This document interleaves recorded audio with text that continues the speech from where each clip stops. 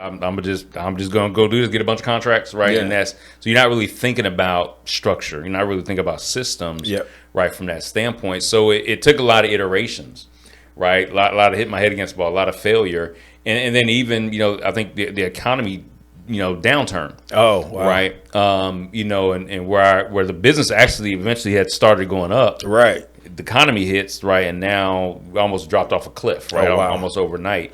And so you begin to now have to think strategically about, okay, well, let me think about the marketplace. Right. Let me think about like what companies are actually looking for. Now you think about trends, right? Because at that time didn't think about it in this way that typically if there's an economic downturn or industry is struggling, some of the first things that they're going to cut are people, right, and consulting. That's it. Right, and then maybe marketing after that, right? Or one of those three is going to be in the top three, right? Typically, or a couple, multiple. So, but not being fully aware of that. But now, like having come through a couple cycles, now it's thinking strategically about, again, and even thinking about owner. To me, it is thinking about not just a customer, but it's also thinking about industries. Right. It's thinking about trends. It is thinking about the economy. Right. It is thinking about new solutions, but also what are the current solutions and what's the life cycle, even those current solutions. Yeah. So even as you're now, and even as I'm, designing solutions in my company, and as the company has changed, is also thinking through, like, again, what's a sustainable business model? Right. That's not going to be just built on a trend. Yeah. Right. And even if the trend is really hot right now, right, is that more of a fad? Right. And is my business built on, I can take advantage of a trend, right, but I'm not, held prisoner by that trend. Right. Yeah. Right. So I think that's, for me, making that type of transition, and thinking through. So even, through my career where I, went through an extremely rough patch and eventually had to shut the business down, I ended up going back to the workforce. Yeah. Right. So.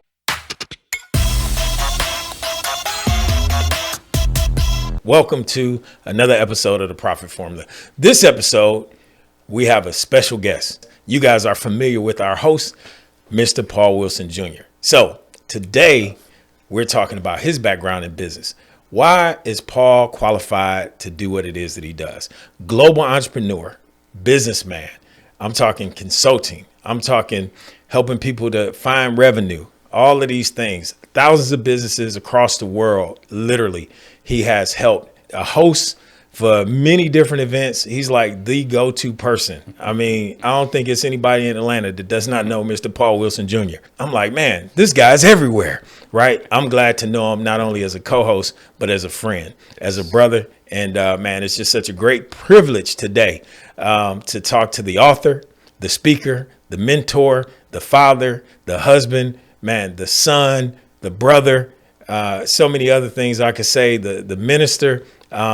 Paul covers a gamut. So when we talk about jack of all trade, he is the master of everything that God has called him to. So amen. I present to you none other than my friend, my pal, my buddy, Mr. Paul Wilson Jr. Absolutely. Thank you. Bro, I need to hire you. Every time I go somewhere, I'm going to hire you as my introduction. There you go. Introduce me every time. And I'll be doing a lot of introductions. And so, that's good stuff. But look, we're going to have some fun. Yeah, absolutely. It's interesting, man, because the more I sit in this seat, even just with us doing stuff together and we interviewing other people, I'm still like, I don't believe I'm doing this. Right. And so today is no different. I have an opportunity to, have a conversation. Right. And that's what we do. We just have conversations. Exactly. This one's going to be a little formal, but non-formal at the same time. So hopefully we can make you laugh and all of those things. Yeah. But Paul, take a moment, man, and talk to, our, audience. And, we got 30 subscribers now. And so at the it's growing, yeah, right? Absolutely. At the point of recording this podcast, we at 30. Who knows? By the end, we might be at 31. And if you hit the subscribe button right now, we definitely will be at 31. Absolutely. But anyway, talk to us for a little bit before we jump right in, man. How was your week? It's been good. It's been good. It's a busy week. A lot going on. A lot of positive momentum happening. Good. So, yeah. So actually, one of the things I've done recently, I started teaching again. Okay. So I'm teaching at Georgia State University. Okay. Perimeter College. Congratulations. So, appreciate that. So I'm an adjunct there. shaping young minds. Yeah. Right? So in terms of business, which is interesting. What's that like, Paul? So is well, I got a good group. I Okay. say that, and they seem hungry and very interactive and engaging. So I enjoy it, right? Because it's also sometimes you forget the stuff that you learned over the years, Right. And then I'm so used to talking to people who are currently, let's say, in business or even adults in careers, Yeah. that kind of going back and kind of okay, well, let's break this stuff back down to basic fundamentals. Yeah. So it actually is challenging, but I'm having fun. I'm enjoying it so far. So so it's second week of class now. We wait till we get to the end of the semester. But I'm still feeling like that. Well, students, if y'all watching, you see he had good things to say about you. Yeah, absolutely. Once we get to the second semester, though, we'll see if those things still hold up. No, so far so good. But family's well. Good. Like I said, I got a couple of new initiatives that I launched in to build a momentum. So so I'm excited right now. Yeah, so good things are happening. Well, we're gonna jump right in. Yeah. I want to pick up here first, and then we'll kind of backtrack our way through it. You recently put out a book. Yeah. Let's talk a little bit about the book. I figure if we get people in the first 5 minutes, at least we can promote the book. And then if they leave us, at least you can get some sales. So, exactly. There we go. Let's talk about that. Purposenomics, the quest for meaningful and profitable work. Okay. And it's based on really the premise that so many people, we all, spend so much of our lives working, again, whether you're an employer or an entrepreneur. Yep. But oftentimes people feel like they have to make a hard choice between, do I do something that I can make a lot of money and may not have a lot of meaning, or do I do something that's really meaningful, but I might not be able to make a lot of money? And I don't believe you have to make that choice. I don't think they have to sacrifice either one, but I believe there is an optimal path. And again, doesn't mean that you're going to wake up one morning and just hit you in the head. Right. But I believe there's a process, but you have to be intentional about pursuing that process. That's what this book is about. It's for the person who wants a career. Again, whether you're an employer or an entrepreneur, you want to have meaningful, purposeful work that you do, but also you want to be able to profit from it too. Got it. So what was the inspiration to the book? Yeah. So my first book was called Dream Big in 3D. Yeah. Right. How to pursue a bold, innovative, God-inspired life. And that book was a workbook, right? And it was for people who are frustrated in their career. Trying to figure out, again, I'm in this workspace and I want to have purpose in everything that I do. How do I find my purpose and how do I connect that to work? Yeah. So and that book was written around 2010. So it was over 15 years ago. And so a lot in the world has changed, right, since then. Right. Although I believe the principles in there are timeless. Yeah. And that book is still relevant today. But I also felt like, okay, now it's time to kind of take that next step and kind of refresh some of the content, but also bring new content based on my own life experiences. A lot in my life has happened since then. Right. But it also, as many people as I interact with and engage, that's a constant question, right? Where people either are grinding, trying to get somewhere, but they're not fulfilled. Right. Or they're saying, man, I want more meaning and purpose, but I don't think I can make money doing purposeful things. Right. So either I, have to choose to be poor but I'm meaningful, but you're not really fulfilled. Right. Let's be honest. So that's where the inspiration came from. And I believe it's still relevant today because as much as technology changes and at the fast pace of life, to me, there's still some things that are still at the core of who we are and the things that we long for, right? And the things that we desire in the work that we do. We want it to count for something, right? We want it to matter. Yeah. And to me, so Purposenomics, right, is a tool, right? It's a roadmap, it's a guide to help us find that work that matters. But again, also, right, that we can have profitability, right, and purpose. And prosperity, profitability and prosperity. Right. In doing that kind of work. Okay, cool. Now there's a book in the middle, so we'll talk about that. And the title of that book is Ink My Dream. So talk a little bit about these 3 books. You already talked about Purposenomics, Dream Big in 3D, and where does Ink My Dream come in the middle of that? Yeah, no, a great question. So Ink My Dream is the entrepreneurship manual. Okay. Right. It is a biblically based business startup roadmap. Okay. That's exactly what it is. Got it. I believe that as the word of God says, every good and perfect gift comes from God. Yeah. And God being the Father of lights, he wants his ideas to impact the world. Yeah. Right. And in terms of things that are going to impact people's lives, right? Things that are going to make things better for people, things that are going to provide solutions to problems. Yeah. And I believe, right, entrepreneurs can be that engine, if you will, to take God's ideas and turn it into something practical in the world that's going to impact people's lives. So that's really what Ink My Dream is. It's a biblically based business startup manual. So if you again say, hey, I want to start a business and I don't know how, what principles should I use, but also the very practical things. Yeah. Right. You need marketing. Right. Yeah. You need operations. You need right. strategy. You need vision. Right. All the things that we know are still important and critical, foundational for business. But what does the Bible also have to say about those things? Because I believe the Bible is the most read of all business book of all time. Yeah. People sometimes just don't realize they're reading a business book actually when they're reading the Bible. Take us back to, what you did early in your career. What made you realize entrepreneurship was your calling? Yeah, that's a good question. So like many people, who've had a chance to go to college, right, you're kind of on this path of, okay, well, I'm going to become this big time executive, right? So my goal, entrepreneurship was nowhere on my radar because I really didn't grow up around too many entrepreneurs. Got you. And then even early, as I was going, coming through school, I was really good at math. So I was going to become an engineer, right? So there were some engineers that I looked up to who were doing well in corporate. Right. So that really became my thought and my path. Gotcha. Right? I'm going to, go to college, get an engineering degree, and I'm going to move up the ranks, right? I'm going to become this corporate executive, right, in that space. Gotcha. Right? So that was the plan. I had it all mapped out, Yeah. right? And I got into college, got an academic scholarship, right, University of San Diego. So things were, good for about a year and a half. Okay. Right. and a little thing called physics came along, right, and said, and me and physics, we didn't get along very well. Right. Now the basic physics, I was good, but it was just something about they moved to another level of physics. I won't even go into the details where you have to imagine planes and like not the airplanes that fly, but I want to see. I can't even explain it right. I wouldn't understand it anyway. So, you lost me at physics. Yeah, right. Got you. So at that point, and here's the thing that everyone comes to that crossroads where you have to say, why am I doing what I'm doing? But also, am I best equipped to do this? And one of the things, and so I was even at so the first time in my life, I'm getting grades now, below B, right? I'm getting C's, right?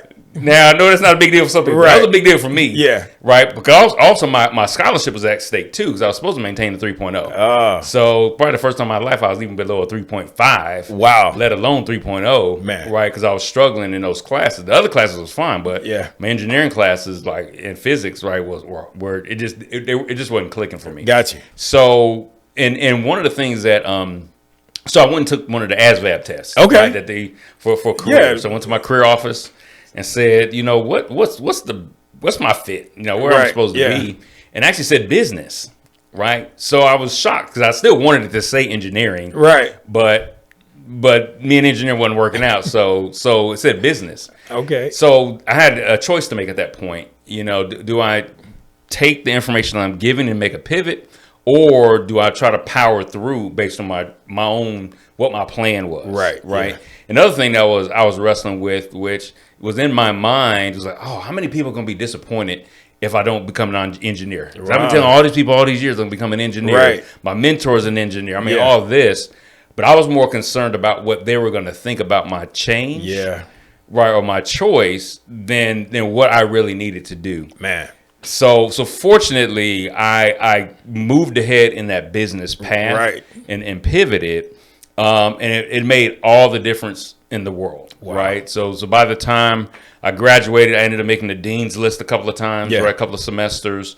I ended up in a major and even the sub major, right? The emphasis in that major around supply chain, that still is moving, moving things forward today, gotcha. Right? Because I have a specialization in that space. But I think back now, if I had allowed and here's the thing, I didn't talk to those people. They didn't tell me anything. This is in my own mind, that they were going to be disappointed. Right. Sometimes we'll make up stuff in our own mind that we hadn't even tested it. Right. To see what other people thought about it. It's true. But I can just imagine, let's say if I hadn't changed and I just tried to, force it there. Yeah. Right. Of what was going to happen. So that actually opened the door. I ended up graduating, the bachelor's degree in business. And ended up getting the opportunity to opened the door for me to come to Atlanta. Okay.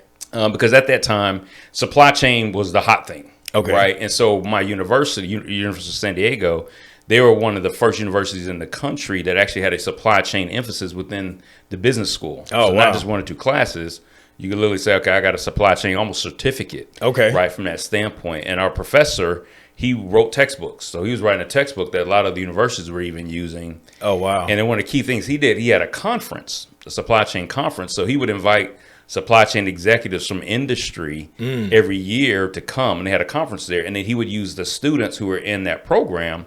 We got to volunteer to help host the conference. So we got to meet all these leaders. And then we got a chance to do a 60-second sales pitch of ourselves, basically pitching ourselves. So if you weren't graduating yet, you're really pitching for a summer internship. Oh, wow. Right. And if you're graduating, right, you potentially could get hired by these companies. Man. So having an opportunity to do that, I ended up working for one summer as an intern at Honda of America in Ohio. Right, oh, wow. In the supply chain department, because I got to do that before I graduated. And then by the time I graduated, I got recruited basically by Georgia Power. Okay. To come to Atlanta and work in their supply chain department. So that's how I got to Atlanta, because, again, I was willing to pivot. Right. Again, God's hand was on all this, right? Yeah. But the practical thing is, I was willing to pivot, and then that allowed me, right, to have a unique background that a lot of students didn't have. Got it. And that, again, opened the door for me, basically, eventually to get to Atlanta, where I started my career at Georgia Power. Wow, man. It's interesting. Just going back to, Honda, and then spending some time in Ohio, coming from out west. How was that? Well, I was there in the summertime. Okay. So it wasn't bad for the most part, but that humidity, I wasn't used to that. Right. I grew up in Arizona. No humidity. Right. Went to school in San Diego. No humidity. I was in got to Ohio. I was like, this is where humidity feels. Right, exactly. But other than the humidity, it was a really great experience. Okay. I enjoyed being there. It was the culture itself. I guess it was a culture of excellence, right? And they, things are down to the penny and the fifth place, after the cents. I mean, they were very precise.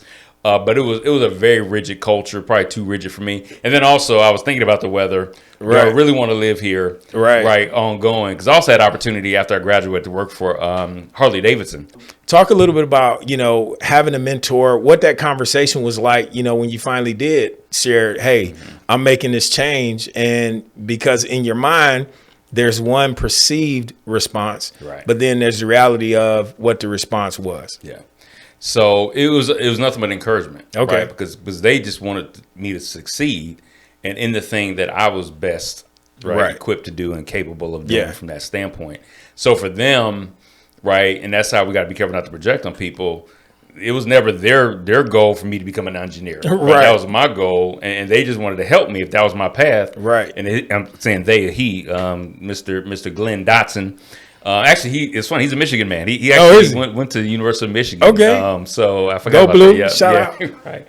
But yeah, so he, was always encouraging, right? Always uplifting. So even when I shifted, his position towards me didn't shift at all. Yeah. Right. It was just like, okay, well now what can I do to help you on this path? Oh wow. Right. From that standpoint, and so. Yeah, so again, a lot of times we'll make up stuff in our minds, and we'll even project our own feelings on other people, expecting them to act a certain way. Yeah.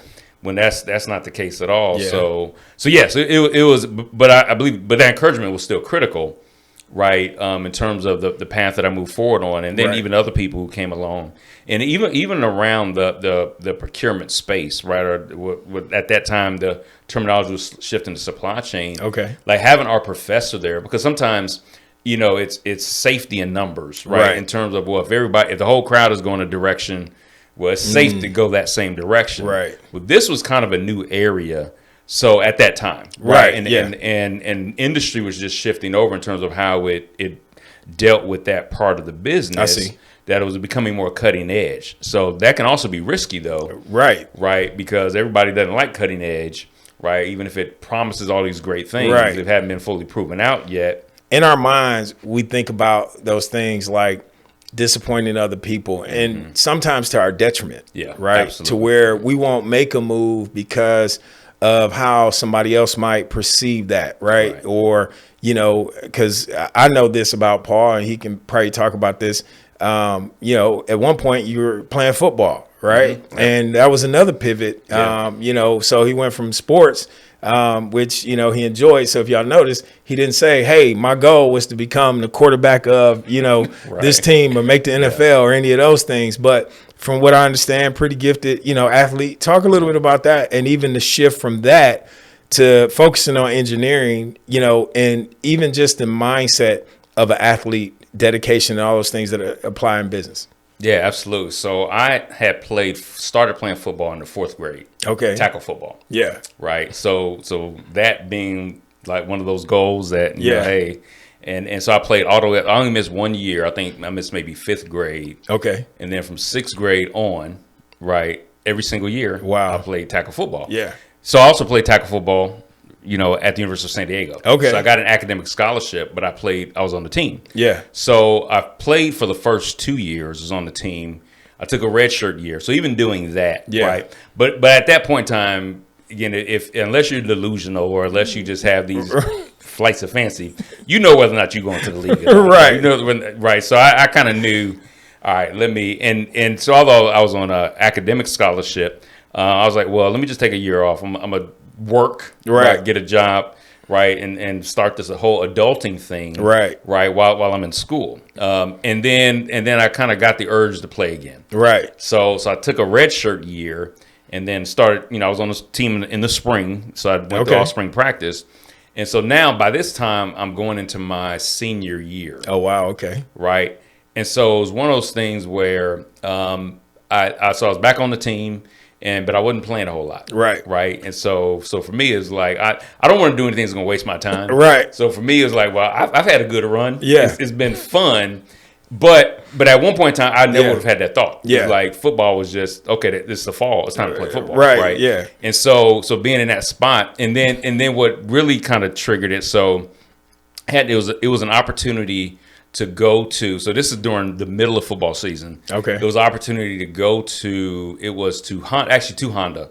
So it was a select group of students, right? 4 or 5 students that were going to get a chance to go to Honda and be there for like a conference. Right. Right. So not only to learn, but also to interact. Yeah. And so, but it was literally right in the middle of football season. And there's no way my coaches weren't going to let me just take off. Right. So I quit. Right. I quit the team. Yeah. So I could go on that experience, right? Because at that point I was like, okay, I need to really shift into thinking about what's next, right? And so it was like at one point in time it would have been a lot harder a couple years earlier, right? And also there's a lot that you get from the sports standpoint, not just say, I'm gonna go to the league, but being on the team, being in the locker room, just these unique relationships that you build, right? Being a part of something like that. So to me, that was the hardest thing to walk away from. Is just that you're not connected to that camaraderie anymore. Right. Right. And again, I didn't mind walking away from getting bruised and beat up. Right. Getting injured. But that team camaraderie is really what I miss the most. Yeah. And so that was even a hard decision. That part of it was still hard. Yeah. Right. Walking away, but also being looked at, are you just a quitter? Right. You left in the middle of the season. You left us high and dry. Yeah. But also, in my mind, it's like, well, life is shifting. I need to prepare for what's next. Yeah. This opportunity is not, just thrown around to anybody. Yeah. And so I already started thinking about what's next. And so I used that as the opportunity to pivot again. Yeah. Out of sports now.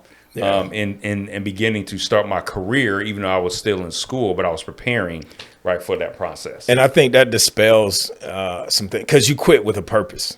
Yeah. Right. You didn't just quit to go do nothing. And I think a lot of times, because we're told, and we hear, you start, you finish, you don't quit anything and all these different things. But I've perfected the art of quitting, right? And so that's a whole nother podcast, right? Yeah, we're gonna call it that too. Yeah, I just think that there's certain times that you have to know when to let go. Yeah, absolutely. Right. And I think some people hold on to things longer than they're supposed to and miss opportunities that's right in front of them. Right. And what you just said was that, hey, I have this opportunity, and this may not come back around. Yep. And, I'm toward the end of my college career, and I need to be making choices that's going to impact my life, long-term journey. Right. Absolutely. And so for people that's watching, that's important.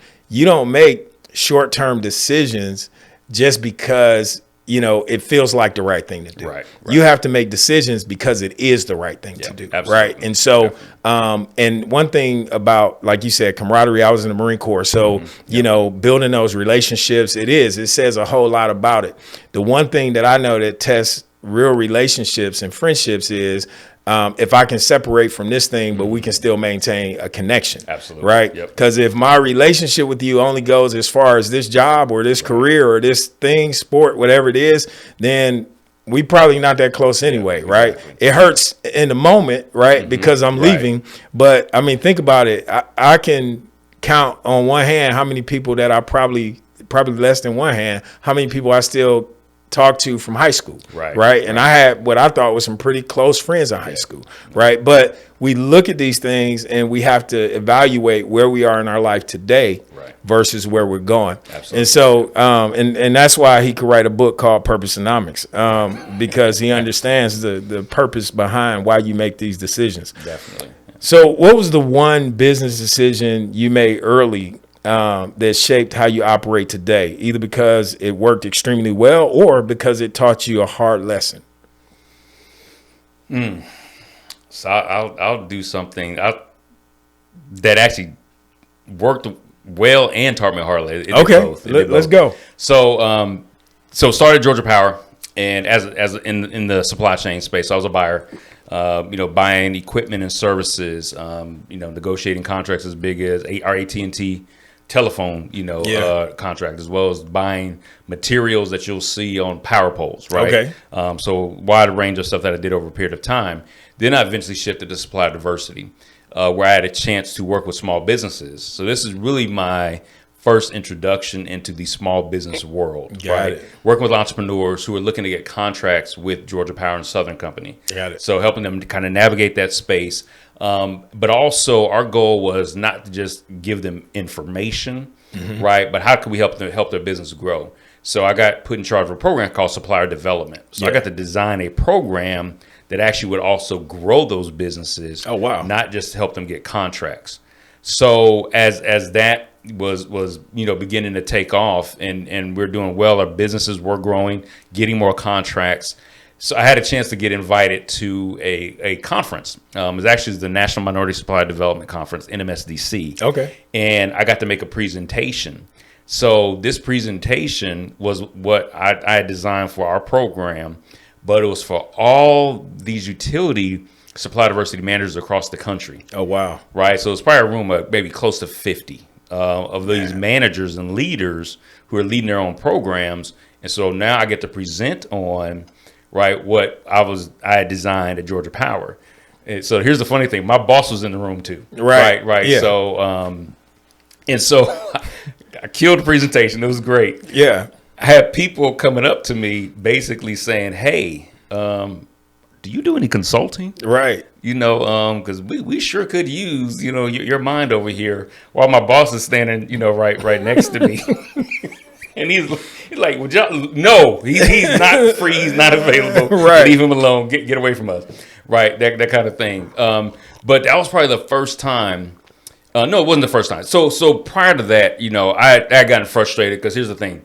When I first got into corporate, I wanted that corner office. Right. I realized it wasn't as easy as it was going to be. Plus, people in that company, like the average tenure at that time in Georgia Power was like 23 to 25 years. Right. Right. So it had been 25 years before I got to that corner office. Today, right? you just you still exactly. So actually, it's funny that helped to inspire Dream Big in 3D. Okay. Right. Because it was that frustration that I felt. Like I kept hitting this wall, and I was like, and they didn't care. It was like, I waited my time, you wait your time. Right. That was the kind of mindset. So I've been looking for consulting jobs outside of Georgia Power. Right. Couldn't get hired by anybody.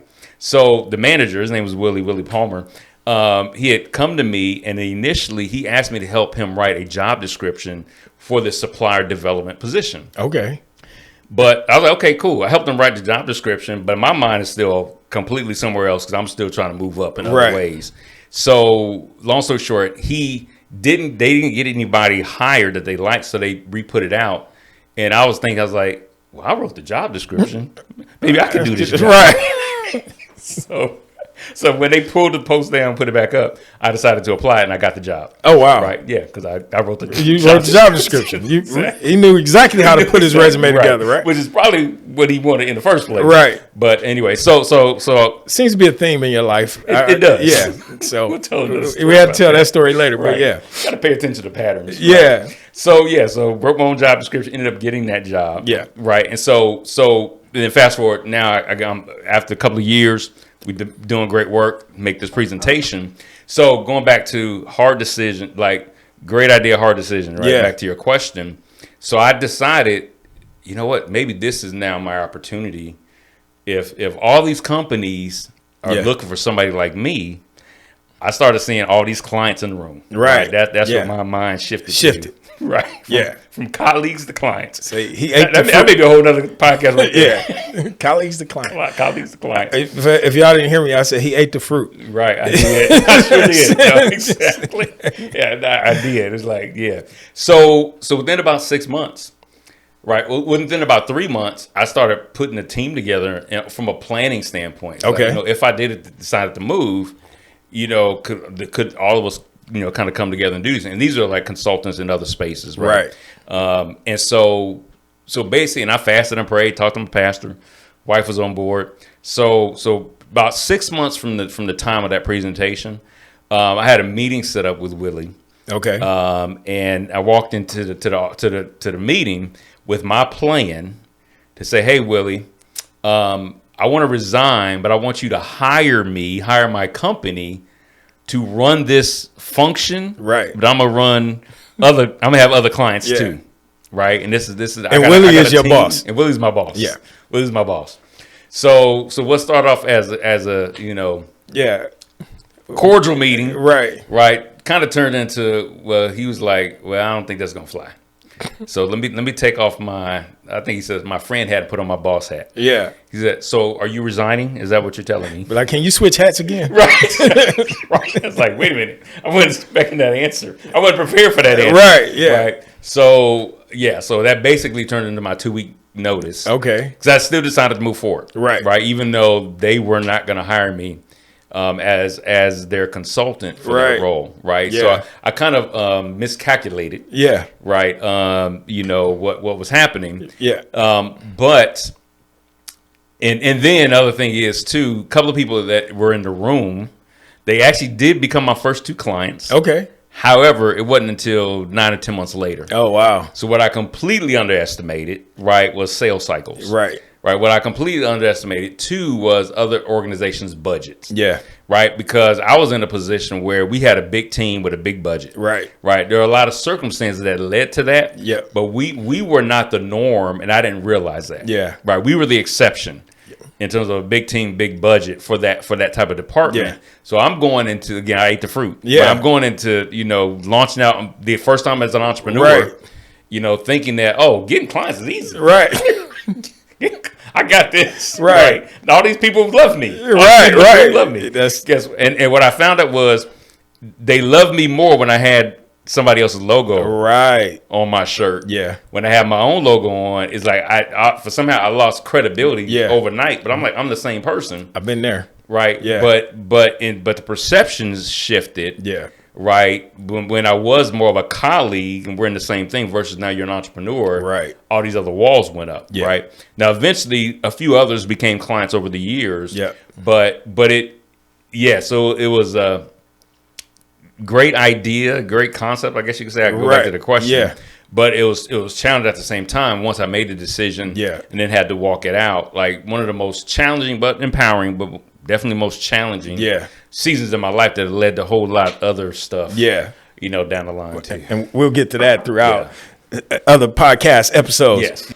You had already embarked on something that was relatively new anyway. Yeah, absolutely. Like this is really being turned on in the marketplace, right? Yep. And being introduced. And so when you don't have that support that gives people confidence or trust, then it's like, okay, now I have to establish that with my own brand with very limited experience, right? Absolutely. And so it's like one presentation doesn't necessarily, give you the experience that you need, right? Absolutely. And so to a degree, it's a little bit of a blessing too, because it can humble you in a way that's, because imagine it takes off, boom, it goes real fast, right?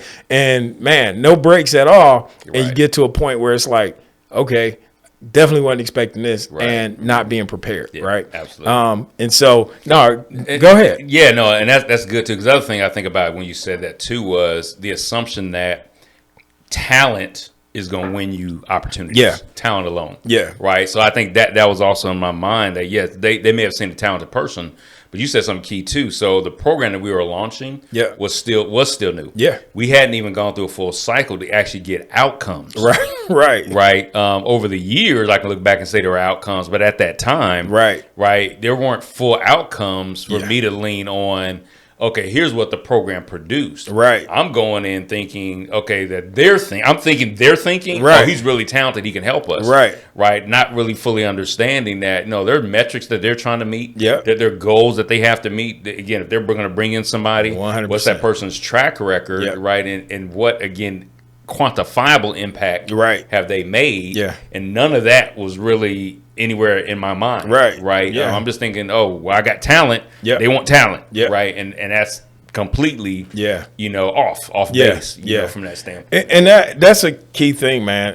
I think for any, not just business owner, I think even as employees, because sometimes we can overestimate, just how good we are. Absolutely. And not really, you put a lot of pressure on yourself, right, when you do that. And I think you said something early on, because the power of a team, and even just the fundamentals of understanding how things are functioning, makes a lot more sense when you look at it from that perspective. But when our eyes glaze over and we see opportunity, and typically from opportunity, we don't just see the opportunity to work with companies or organizations, we see the opportunity to make profit, through relationships with these companies and organizations. And at the same time, we don't think about sustainability because we're thinking about right now. And if you're making a pivot from a job into entrepreneurship, and you don't have a plan, like in your case, you walked into your boss's office, most people probably won't do that, right? But you walk in there and you're expecting, hey, this is a no-brainer. If it makes sense to me, it's definitely gonna make sense to you, right? Because if they hired me as a presentation and everything, if they hire me as an employee, certainly they're gonna hire my business, only for them to say, no, that's not quite how this works, right? And not have a plan. And so you do that, and then you move forward, and then you learn all these valuable lessons, right? Absolutely. Some lessons are valuable after the fact. It's like while you're going through it, it don't seem as valuable, right? Month 1 and 2 might be a little bit easier than month 9 and 10 when you're going through that process. And so that leads me to the next question. As you got involved in business and you made a couple pivots. As business evolved, how did your mindset have to change from working in the business to really thinking like an owner? No, that's good. So one of the key things, and again, and most people will build a business initially around their talent, what they're good at, what their idea was, what their career experience was, and so the first thing most people jump into business, they're not thinking about being an owner, They're thinking about I'm going to go do the thing I'm good at, and versus how they build a business around it. So which I did this. Same thing, right? Yeah. I'm just gonna go do this, get a bunch of contracts, and that's so you're not really thinking about structure, you're not really thinking about systems, from that standpoint. So it took a lot of iterations, a lot of hitting my head against the wall, a lot of failure, and then even I think the economy, downturn. Oh, wow. And where the business actually eventually had started going up, the economy hits, and now we almost dropped off a cliff, almost overnight. And so you begin to now have to think strategically about, okay, well, let me think about the marketplace. Let me think about like what companies are actually looking for. Now you think about trends, because at that time I didn't think about it in this way, that typically if there's an economic downturn or industry is struggling, some of the first things that they're going to cut are people, and consulting. That's it. And then maybe marketing after that, or one of those three is going to be in the top 3, typically, or a couple, multiple.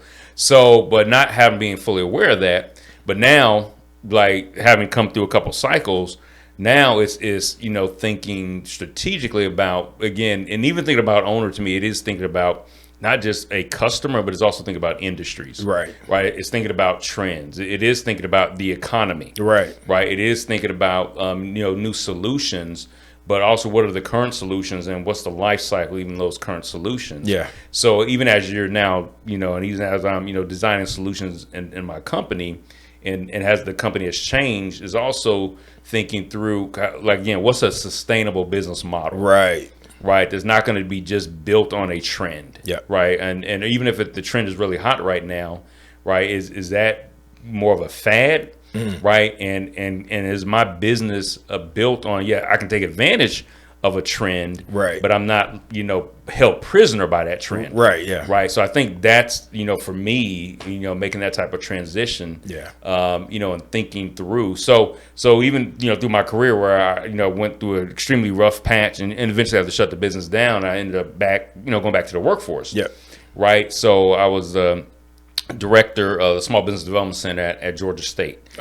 So in that position and a couple of positions after that, now I got to also take my entrepreneurial experience and kind of also take a step back. To see, for one, all the mistakes that I had made. And then, but now as I'm helping entrepreneurs again, as a coach and as a consultant, it's as the more I help them think about being an owner, I'm also kind of filing stuff away in the back of my mind. Got it. Because oftentimes it's easy to be somebody else's doctor than your own.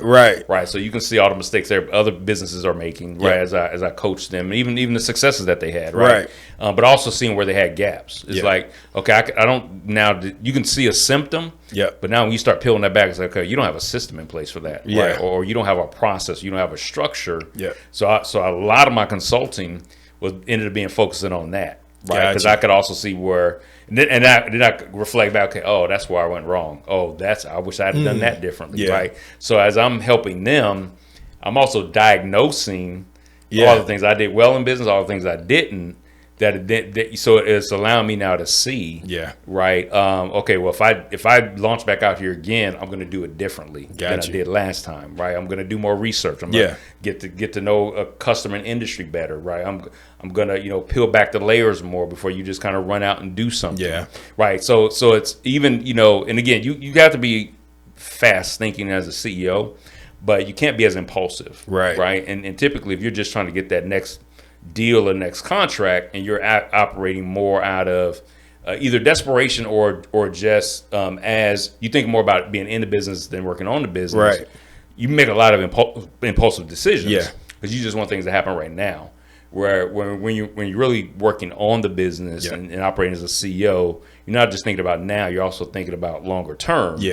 So your perspective is different, even in how current deals and how does that impact where we're actually headed in the future. And it even causes you to maybe say, you know what, we're going to say no to this because this actually doesn't align with where we're headed. So it's a different type of decision making that you have to shift to from that standpoint. And I think that's a great point, a lot of gravity to it, because I literally was just on a call, and one of the things that I said was, as a piece of advice, was never sell with desperation, like never sell out of desperation, because when you do, it's not going to make sense, and it's probably not going to work out, and whoever you're talking to is probably going to sense that, and then that immediately begins to devalue any trust that you've established, before, and when you get to a certain point in any situation, the last thing you want to have is panic. Because you're just not making decisions that's going to be equitable long term. And, as you said that, I think when you go through the ebbs and flows of business, and specifically starting a business, those are the things that you have a tendency to naturally want to do. Because it's like, man, you're thinking about, this, you're thinking about that, but you have to be able to the best of your ability. And what I'm hearing you say is flush that thinking and flood yourself with the right thinking, which probably means getting around the right people, and surrounding yourself and putting yourself in the rooms where it's going to make a difference in that way. Talk a little bit about, that surrounding yourself with the right people, going through that process of, overcoming those hurdles, what obstacles, nearly took you out financially, mentally, emotionally, and then how did you kind of bounce back, and what was the system, whether it was people or, information, what did you use to help you sort of rebound from those things? Yeah, that's a lot. Yeah. A lot of layers to that question. But I'll answer it in a couple of ways. And like I said, we have to go to the episode, maybe go really deep. Right? Because I think now I can look back at it. Then may not have been looking at it like this, right? So there is a faith component, yeah, right, and I'll start there, and that's the foundational piece, right? Because, and even in going into business, I believe I was following God's lead going into the business, right? But one of the things that we also have to be careful of is if God sends you somewhere, yeah, but then he tells you to come back. Right. Right. We can't just say, well, he sent me here, I'm going to just stay here forever. Right. Right. Because he that's not the last thing he's probably going to say. Right. Or the direction he's going to give. So for me, it was, I believe he actually did, allow me to, right, open that door and go into business. But I wasn't paying as much attention to the signals when it was time to pivot. Right. And so hardship caused my pivots. Yeah. Right? Hardship caused me to have to go in that direction. But if we stay with that faith component, is still staying connected to the church and ministry. Yeah. Right. Transition ministry to from one church to another during that time, right, of extreme hardship. Yeah. And so having that spiritual foundation that even as bad as things had gotten, getting foreclosed on our home, literally being homeless for several years, living in hotels, bouncing, from place to place, cars breaking down. I mean, like, as bad as it could get, almost, other than literally living on the streets, it was almost there. Wow. Right. That's how close we were. But one of the things, we never stopped going to church. Yeah. We never stopped connecting with friends. So you definitely is when we met, it was like, I was kind of about going back on it. Yeah. Yeah. And then things, kind of fell off from there. So we met kind of right before my crash, I guess you could say. So then, and we started to build a relationship during that time. And that was a benefit from not only the faith side, but also the business side. Yeah. Right. Because, and I'll tell people, and I'll say it from now until forever, I was in sales school. Right. When we first met, because I know when we first met, I told you I hated sales. Mm-hmm. And then you questioned whether we could ever be friends. Right. Right. So I'm glad we were able to move past that. Yeah. But eventually, I ended up working. Yeah. Right, for the company that you were leading at that time, Livestream TV.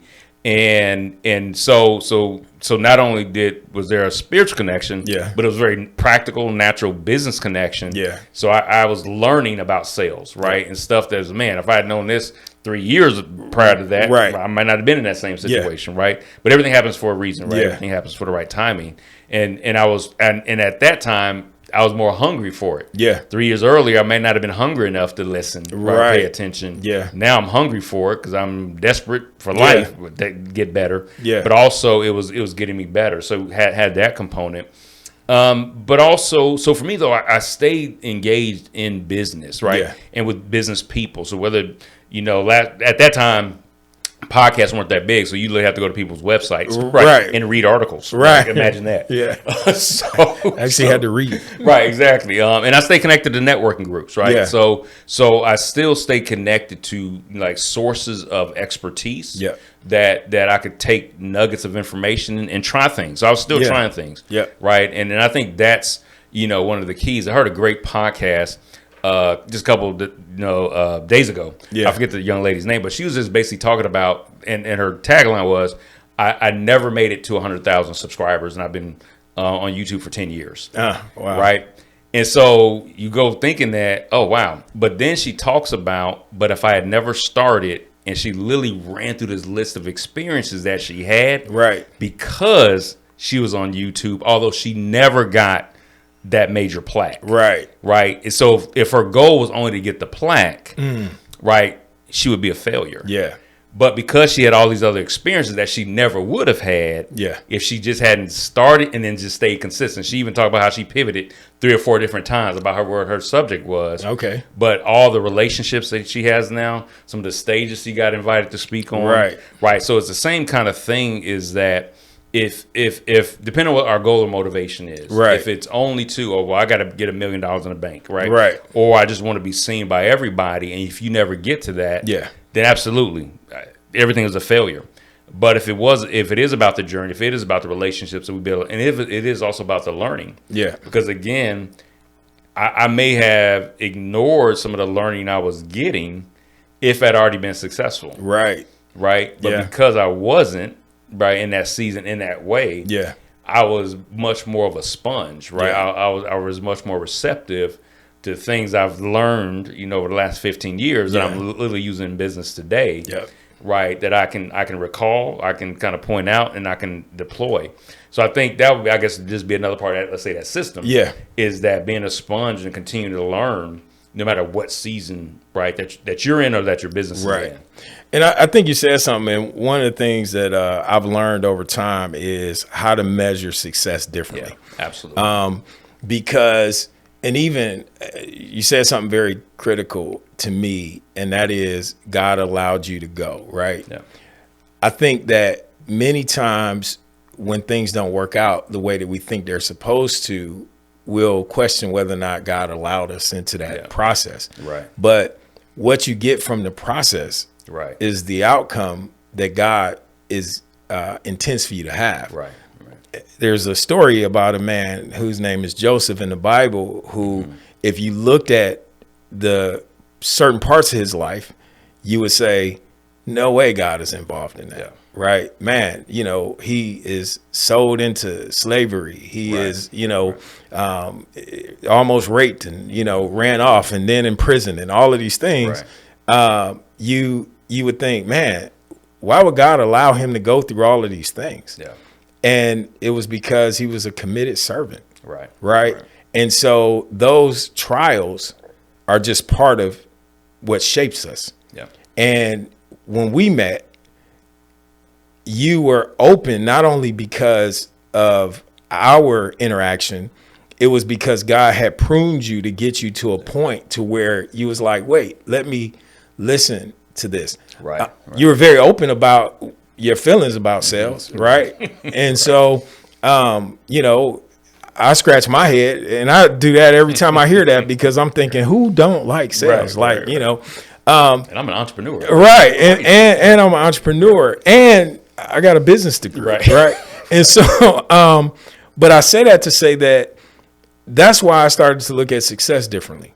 And, part of my journey was understanding that every no that I got wasn't telling me that I was going in the wrong direction. It was just saying now was not the time. And when you learn that, you can make another call. Right. Because at some point the time will be right. And when it is, then all you hear is yeses. Right. And so it's easy now for people to sit in the room, with me and watch me do what I do, or watch you do what you do and say, man, Paul's great. Well, we knew he was great back when he was at this conference. That was proven because people came up and said, hey, man, hey, now that's been cultivated and developed over time. And now there's things that weren't there in the beginning. Going back to Joseph, when he had the dream, he shared it, right? He was like you. I mean, he like, hey, man, everybody's gonna love me. Right. And all of a sudden the opposition shows up and goes, hey, we ain't going with that. Right. But I think what you're sharing, and I hope y'all are catching this because it's very important, is that you were willing to go through the process no matter how difficult it was. Because at the end of the day, you didn't give up on life. Right. You trusted God. You didn't give up on God. You didn't say, well, Lord, this ain't working out. I don't know why. You didn't give up on church. Right. And church and God could seem synonymous, but they're not, but they are. Right. And that's a whole nother topic of conversation. But for those who understand, you didn't look at, man, I've been in church all these years, and I've done this, I've done that. And, my pastor is, here, but he don't understand what I'm going through. Right. No, you said, man, I'm going to serve the Lord regardless of what my situation is, because I know God honors my heart. Right. And so we're going to get you out of here on this one. Looking at where you are now, what principles or formulas, this is the profit formula, Yeah, guide how you make decisions, build partnerships, and pursue profit with purpose? So I coined the phrase coming out of writing Purposenomics. Yeah. Purpose times profit equals prosperity. Yeah. Right. I love it. It's biblical, but it's also very practical. So that's how I now frame, going and looking at opportunities. Yeah. Right. Does it align with my purpose? Yep. And can it be profitable? Yeah. Right.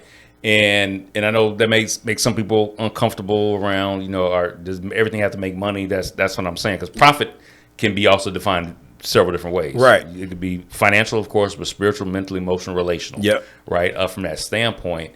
But it needs to have both of those things if the opportunity and my involvement in opportunity is going to prosper. Right. So that's how I've started to reframe, because for me, right, again, starting my own business and then having to shift to, employment, which I initially did reluctantly. Right. But God allowed me to accelerate through that process. But I gained so much from relationships, knowledge, other leaders, other experts, right, to help to refine my thinking around business and entrepreneurship. But my purpose didn't change through that, right? Because I was still, investing in others, helping other people craft and achieve their dream, right? Build their businesses, right? Impact their communities, which was a part of my purpose. So although I wasn't in the place that initially I wouldn't have chosen to have to navigate through, my purpose was still being activated in different ways, right, through that entire part of the journey. Yeah. So now, and again, in this coming back to entrepreneurship, right, and this time by circumstance, not by choice, right, and so, but my purpose is still active, but now having a much more of a profit mindset and not a revenue mindset, right? There's a difference, right, and I think that's part of the problem. A lot of entrepreneurs don't have a profit formula, They have a revenue pursuit, and aren't thinking about, is this actually profitable, right? So, revenues minus expenses equals profits, that's the simple thing. It's simple, right? But how do you build a business model to ensure not only profitability but sustainability, right, from that standpoint, and not just looking at how can I get the next deal, but how can I get the next 10 deals, right? Or how can I be in business for the next 5 or 10 years, exactly? And how do I need to structure my business, right, from that perspective? And you really have to cut through a lot of the crap. I'll just say it like that. Can I say crap on here? You can say it. You the host. I'm the host. I can say that. On YouTube, social media, and everything, right? That have so many get rich quick, themes and solutions, and the people say lotions and potions, right, to get you, get you to 10x in 3 months, right, and it's like you have never started a business before, right, or you have a terrible idea, but somehow you sprinkle some magic potion on it, and now it becomes a great idea, right? So we've gotten so far from the fundamentals of business, which for the most part haven't changed. How you execute them, yes, but there's some fundamentals that don't go away, that we've just tried to kind of ignore, jump over those, and let's just get to the magic potions. And so many people are being taken, right, by their money, because they think, well, if I just spend this much money on this coaching program, I'm gonna just shoot through the roof. And it's no shortcuts to success. It's not right. So so those are how I just approach things differently now. And as hard as it is, but still, always not. The hard part is still the patience of, okay, we got to work the model. We got to work the model, even if there's not that immediate response. Continue refining, continue working, right, and I think that's the challenge. So I'm going through some of that even now, right? Of all that I've learned, all that I've built, and not reverting back to, Paul that launched his first business of people are going to love me just for my talent, right? Because back then social media wasn't hot. Now social media is you can get all the likes in the world and never get $1 revenue, right? You get all the pats on the back, right, and all the virality you want to, right. But if there's no income coming in, right, it doesn't mean a whole lot, right? From that standpoint. No, 100%. And because you said that, I'll say this: I think that's important. We could all see where social media was heading, and many of us were before it's time, Yeah, right? absolutely. You mentioned podcasts. I mean, you was doing a show and doing business topics before it was popular, right? With Passion and Action. And we talked about that on an upcoming episode with Barry. But you said something that I think, makes a lot of sense. And that is, what are you chasing? Yeah. Right. Absolutely. Just jumping on, for instance, just because somebody goes viral or does well in social media, I think a lot of things that people miss is the work. Yeah. Right. It looks easy. Yeah. Right. And people make it look easy. But you think about a lot of these people and, you sit down and you listen to some of the podcasts that they're on and they will tell you, yeah, man, I've been committed to this for a while. I've been doing this for a long time. I've put in a lot of work. Exactly. So any system that you build or that you buy into, right, it's still going to take time to develop and to grow and to become whatever that thing is, right? Absolutely. You don't just buy a franchise and all of a sudden, we had Andre on here, right? Yeah. You don't just buy a franchise and all of a sudden people just come through the door because, hey, you're a franchise. Right. You still have to work that business. Yeah. So for people who I think are looking for that easy, recipe to, make this multi-million-dollar, thing, every business at some point, whether fast or slow start, will hit certain points that are pivotal to whether they last long term or fail. Right. And I like the slow growth model, right? Because that's been the model that I followed, and it's been working for me, right? But I like to say strategic growth. There you go. Right? I mean? Yeah. Very, very important because I think when you're led by God in a way that you hear Him, right, and you understand what He's saying to you, you're not listening to everything else on the outside telling you what to do. Absolutely. Right. And I think that that's a very important aspect of our faith is I'm moving when God says move. Definitely. I made choices or decisions that didn't make any sense to anybody else, but all the sense in the world to me because I heard God say it. Right. And even from leading people, that's always my advice. If you're a believer, what is God saying to you? Right. Because yes, you can get a lot of advice, and it can be sound and it can be really, really good. But at the end of the day, you need to take that advice and go to the Lord in prayer and find out, okay, Lord, what do you want me to do? Right. How do you want me to build this?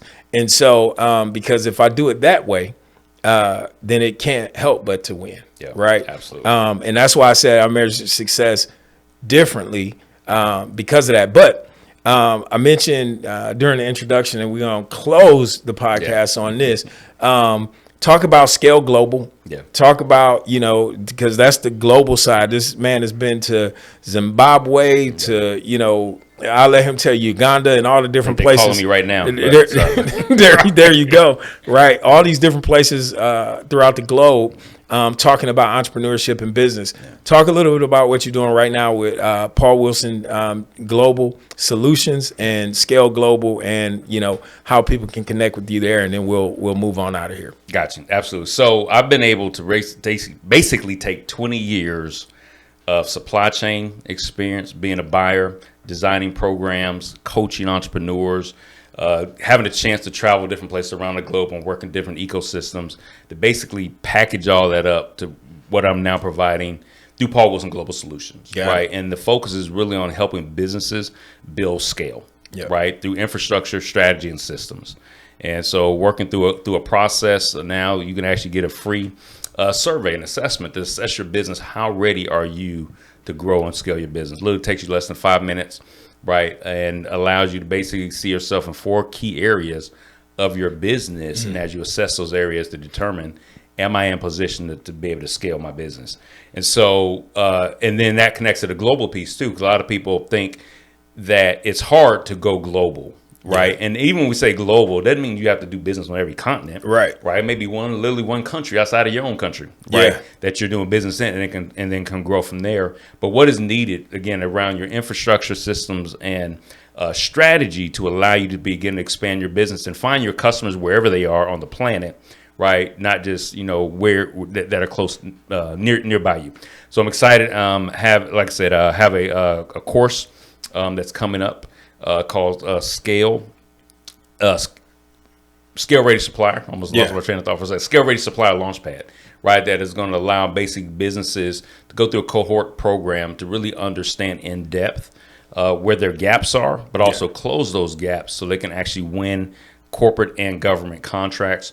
Looking back over all that period of time, I've helped probably more than $200 million of contract value of businesses through the programs I've designed, entrepreneurs I work with directly, and other organizations that I've helped to kind of boost their contracting from that standpoint. And so I'm excited, again, about what's next, because I believe one of the key areas that we in general society talk about access to capital or lack thereof, but to me, access to contracts is a whole open door that creates more sustainable wealth opportunities than just the less than 5% or less than even 3% of businesses that get investment capital. There's a lot more opportunity for businesses to get contracts, either through corporations or governments, that, again, some of the same challenges that I saw 20 years ago literally are still being ignored today. And just the piece that I'm able to bring that I think many others can't is I sat on the buyer's side. I was the buyer.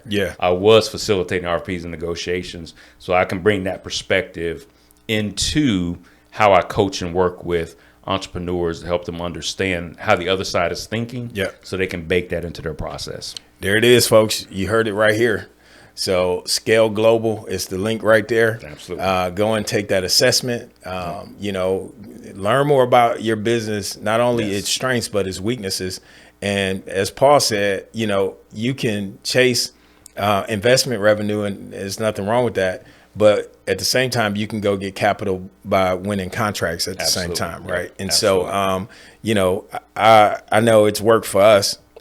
You know, and being able to pursue opportunities through RFPs and those type of things, having the right language.